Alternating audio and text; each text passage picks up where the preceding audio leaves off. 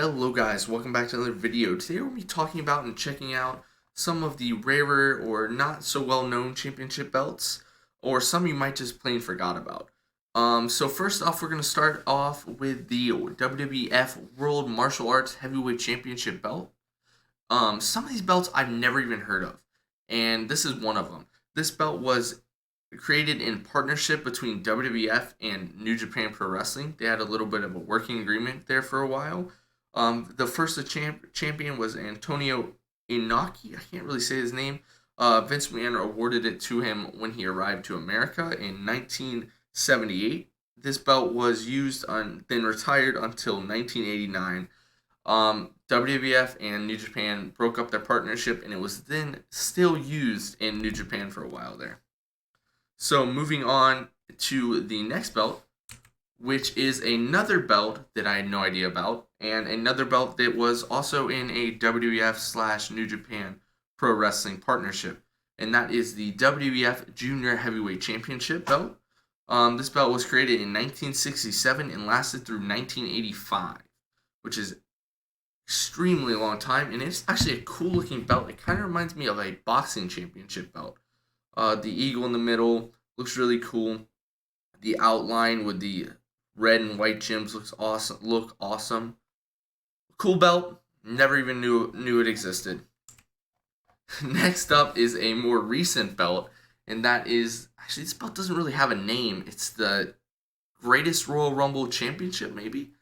This belt came out of absolutely nowhere. This was the first Saudi Arabia. Oh my goodness, I cannot talk. Show between the government and WWE. I think this was in 2017, maybe even 2018. I can't quite remember. It was the Greatest Royal Rumble. It was won by Braun Strowman. I think he brought it out he might not even have brought it out, but I believe he brought it out on Monday Night Raw the next night, and it was never heard from again. It's a pretty cool belt. I mean, the detailing is really nice on the main plate.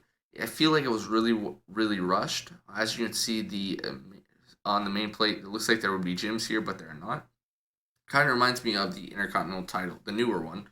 And then it has some side plates with all green in the background, 2 swords, and a tree. Next up is the WWF, I believe this is the Canadian Championship. It was awarded or won by Dino Bravo in January 22nd, 1986. I have no other information after that. All I know is the title was abandoned after, so it was either maybe never defended or just kind of slipped through the cracks. Can't really tell anything about this since this picture is absolutely terrible. It looks like it was just a really old style belt. Just look like a belt buckle even. Moving on to a much kind of more funny one, and this is the World TNA belt or beer drinking championship belt. And I remember this when I was a kid. I couldn't, or not a kid, but a long time ago. I had pictured this in my mind, and for whatever reason, I pictured JBL with it when he had his beer drinking contest with Stone Cold at Great American Bash. But then I was reading into it, and then I kind of thought it was Beer Money, so I looked up Beer Money title, couldn't find it, and then finally I found this. And when I first saw it, I was like, what? It's actually a WWE spinner plastic belt with a beer bottle glued or taped to it. Then there are actual beer caps on it, and then stickers. I can't believe they got away with this. I don't remember how long it lasted. I believe the only champions were James Storm and Eric Young, but I just had a vivid memory of this. And then we have another belt that didn't last that long, or I don't remember it lasting long, and that is the Impact or TNA Knockouts Tag Team titles. These are actually really cool belts. I don't remember anything about these besides the fact that Eric Young and ODB, or is it OBD? OBD, I think, were, I believe, the final champions. The belt's really cool. I don't know if I like the red leather with the red banners. I'm not sure if these are actually bootlegs or not. It was extremely hard to find pictures of some of these belts. But I like the red banner that says Knockout Tag Team Champions, the TNA. The details really nice. I even like the sidebars, even though they're a little flat, and I like that they have the gem in the middle. Kind of cool. Other than that, it's extremely hard to find pictures of this, so I'm not sure if this is the actual thing. And the next up, I believe, is another TNA belt, and that is the TNA Legends Belt, or the TNA TV Belt, or the TNA Global Belt, or the TNA King of the Mountain Championship Belt. This belt has had so many names. Once again, kind of hard to find a picture of it, but this is probably one of my favorite belts of all time. It is so beautiful. I love the maroon strap. The TNA looks awesome with the jewels. The detailing on this is amazing. Etching looks awesome. I love the crown at the top with the blue stone, and then the wrestlers posing on the side plates with the belt. I believe it does have a removable nameplate. I believe Booker T introduced this when he was in the main event Mafia. I know AJ Styles held this, Abyss, and then it got switched so many different times, and absolutely it was a whore of a belt, plain and simple. So this is something that got brought to my attention not too long ago by Reddit, and that is the WCW Cruiserweight Tag Team titles. I believe these lasted exactly, or not exactly, maybe a week or two before either they got forgotten about in WCW, which is not a surprise, or WWE or WWF bought them out. I feel like this belt was really rushed. I do not believe this is an actual picture of the actual belt. I could not find a good one. I believe this is a badly made replica or just a bootleg of it. But from what I could tell, this is kind of close. It was pretty much just trophy metal stacked on trophy metal.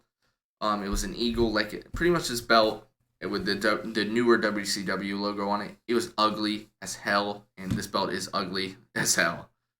I would hope that the leather actually had a little more detail. This almost looks like instruction paper with metal glued to it or bolted to it. Absolutely ugly belt. And then not the final belt. One of the final belts, you get to see the final belt now, is the WCW Women's Cruiserweight Championship belt. I never ever heard of this belt, and I was googling around for some rare belts or never forgotten about belts, and that is this one. It was contested for women under the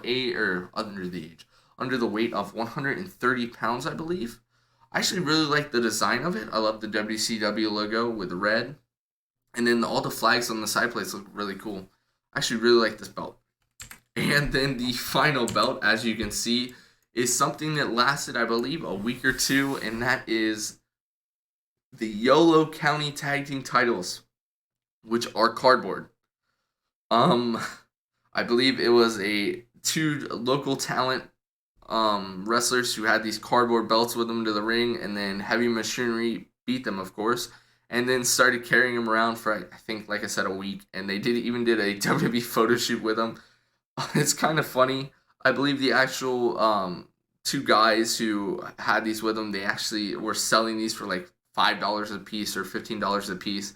Just cardboard with markers thrown on, or markers with little stars drawn on them. Pretty funny belt. Didn't last long.